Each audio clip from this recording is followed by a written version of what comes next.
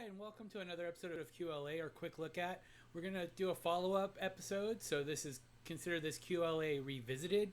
We're just going to take a quick look at the first season of Star Trek Lower Decks. We're not going to go into super detail, just give my thoughts on the first season, as I wanted to give it a go after watching the premiere episode, which was my last video on this channel.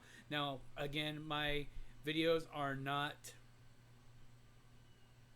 regularly scheduled like my friend Steve's, who just changed to Fridays because life. Mine is when I get inspired to do something or I want to follow up on something. Please don't mind the mess behind me, clutter as I go through things and try to reorganize my office to more accommodate what I'd like to do going forward, which is make videos and create. So this is going to premiere before the final episode, or I'm recording at least before the final episode of this season. So I've watched the first 9 episodes. This is running for a 10-episode season on CBS All Access, which is the only way to see the show if you have it. If not, then you would need to sign up and pay at least $5.99 a month, which is what I pay. I got it to watch Discovery, then Picard, and so I also use it to keep up on some of the other CBS shows. Sorry. Currently utilizing the Peacock network, which actually is a pretty good streaming service. They have a free option, but I digress. So my thoughts on the first season of Lower Decks is I wanted to give it a go because first impressions, people may not know the characters that well when they wrote the first episode or performed it. They say it usually takes about 3 years before a show finds its footing, but with some things you can see people starting to get into their characters as after the first episode. The first episode is usually a pilot or something along those lines where people are still getting used to themselves, their characters, and how they portray them and their little quirks.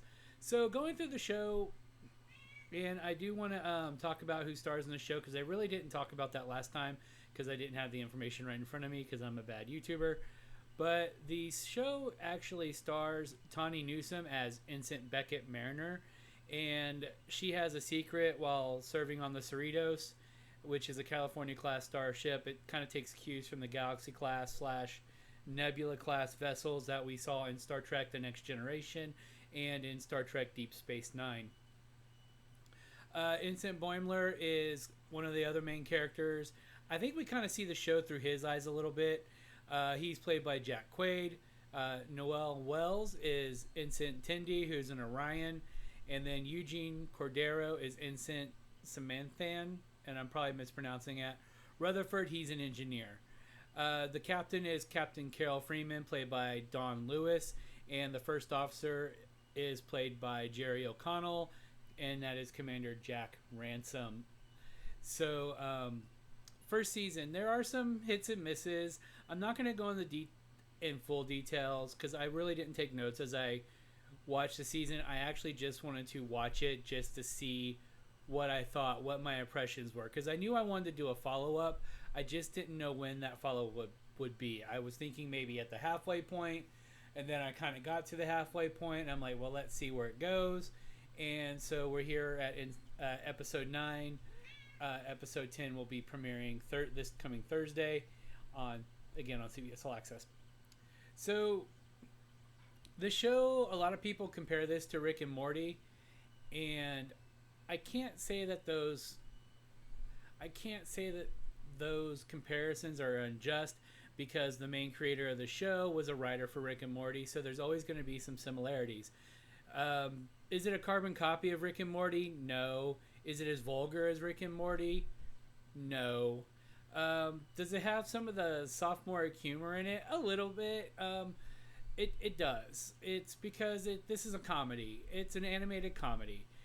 And so, with that being said, I have to watch it in that mindset. Now, part of me doesn't want to consider this within the same universe as regular Trek, even though it is supposed to take place in the Prime universe. Prime, I don't know what that exactly means. I'm assuming it's the universe with TNG, DS9, the original series, and Voyager, and Enterprise.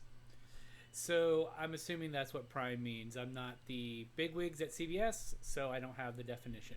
So there are some sophomore things that did get on my nerves. I think sometimes Boimler can be a little too whiny and like, oh no, and Mariner can be a little too pushy sometimes, and so they kind of can become a little bit too annoying. Tindy and Rutherford kind of never had reached that level with me, but Mariner and Boimler did. Uh, the biggest example of where Mariner was like pushing it a little too far was when they're in a shuttlecraft and she's like, "Oh, blast shield," and she keeps turning it on and off. It's in the trailer, and to me, it wasn't really funny. I just thought it was kind of stupid. Now, I do think overall the show is pretty funny. I did enjoy the episodes that I watched, and I have nothing really to complain or nitpick. I do apologize. My cat has decided to guest star. Sorry, Cookie. So there is. I don't really have any major complaints. Like I said, I wasn't taking notes, and when I watch the episode, I'm watching it for enjoyment. I'm not looking at this deep, introspective reflection on what this show means. I enjoyed it. If Rick and Morty is in your wheelhouse, then I do definitely believe you're going to enjoy this. I will never tell anyone not to watch something. Now, I may say something's utterly stupid, or it's really fantastic. But that doesn't mean that you should take my word as gospel. Just remember, as I will always say, every review is biased in some way to the taste of that giving the review. So I do want to try to stay in the middle, because even if I don't like something, I'm still going to say if it's in your wheelhouse, check it out. You're obviously going to have a different opinion than I am. Because a lot of times when I watch other reviewers and they review stuff, they almost always say the same thing verbatim. It's like they're all reading from the same script. And I don't like that. I think people need to be a little bit more objective, and sometimes some shows require you to turn off your brain. Some things require you to pay attention and listen and take notes. Lower Decks is a show where you just want to watch it for enjoyment. It doesn't really step on Star Trek canon too much. They don't really do anything that questions anything. The real delight was actually Q was in episode 9. Spoiler, apologize. But John Delancey did return to the role as Q, which I thought was really cool. They do throw a lot of references to other series and other episodes and characters. And so I don't know how your take will be on that or your mileage. I think it's funny that they at least called them up. Whether or not they fit into the big schema, the bigger picture, I can't say. It's obvious they're obviously there just for jokes and to make references. That's how they come across to me. Again, your opinion may differ. So if Rick and Morty is in your wheelhouse, like I said, this was just a really quick video following up on the first season of Lower Decks. I really do suggest checking it out. Give it a go, especially, like I said, if Rick and Morty's in your wheelhouse. There is another show that this animation style reminds me of, but since I never watched the show, I can't remember its name. It looks like it was, if I recall, it was something that aired on TBS or may still air. I don't know. But this show kind of reminds me of that animation style with a little bit of quirky Rick and Morty. Like I said, it's not an exact copy. It's not as vulgar as Rick and Morty.